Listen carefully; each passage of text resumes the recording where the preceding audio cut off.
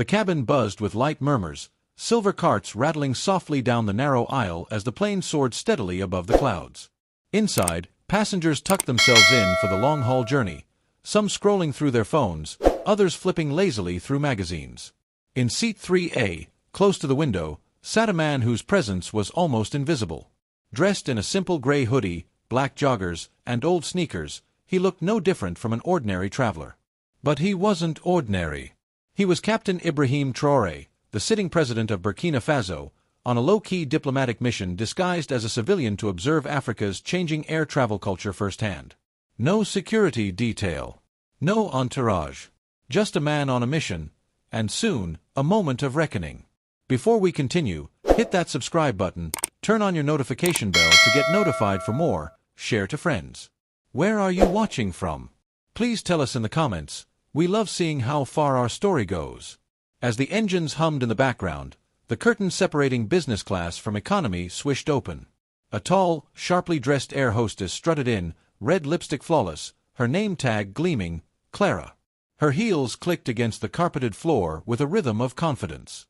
She stopped by seat 3C, glanced down at Ibrahim, and scoffed. "Young man," she said curtly, "this section is for business class passengers only." Ibrahim looked up, gently. "I believe this is my seat." Clara raised a brow, crossing her arms. "I doubt that. Business class doesn't accept joggers and hoodies. Please, move to the back." Other passengers turned. The murmurs stopped. Everyone watched. Ibrahim calmly reached into his jacket and handed her his boarding pass. She snatched it, eyes scanning quickly, then her expression froze. Seat 3A. Business class. Fully paid. Still, Clara wasn't backing down. "Must be an error in the system," she said sharply. "There are protocols. Dress codes. Expectations."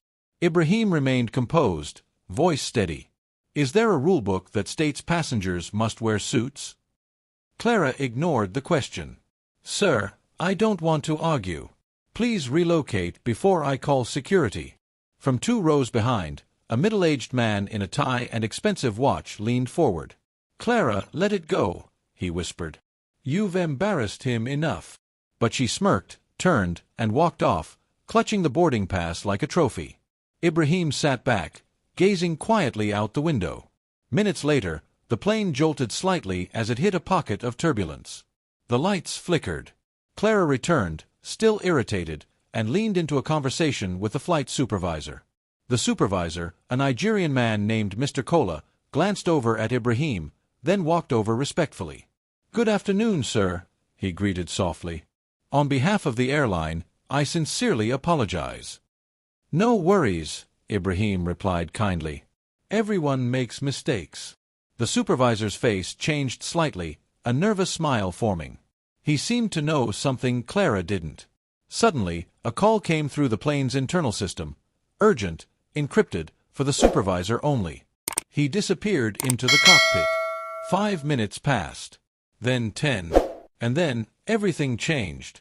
The cockpit door opened, and the pilot, white shirt, Captain Stripes, walked out. With him was the supervisor. Together, they walked straight to Ibrahim, then bowed slightly. "Mr. President," the pilot began, voice respectful but firm, "forgive us. We just received clearance to give you full access to the onboard secure line. We didn't know you'd be joining us today." Gasps filled the cabin. Clara, watching from the galley, dropped the tray of wine glasses in her hand. "President." Eyes turned. Whispers echoed. Faces changed. Ibrahim stood up slowly, not with pride, but with humility. "Thank you, Captain," he said quietly, "but I'll remain seated here with everyone. Let's not make a scene." Clara walked forward shakily, her lips parting without words. I didn't know. I thought." Ibrahim raised his hand gently. "You thought I wasn't worthy of respect." She lowered her eyes. "Clothes don't define character," he continued. "Titles don't demand manners. Simple decency does." Clara's eyes welled up. The supervisor stepped in. "Mr. President, would you like us to take any disciplinary action?" "No," Ibrahim replied. "Let the lesson linger longer than the punishment."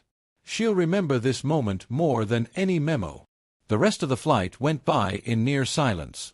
Clara, now quieter and slower, moved through the aisles with her shoulders dropped. Her arrogance was gone, her pace humbler. As the plane descended into the capital city's airport, the tarmac was flooded with armored convoys, bodyguards, journalists, and protocol officers. The moment the door opened, a hush fell upon the crew.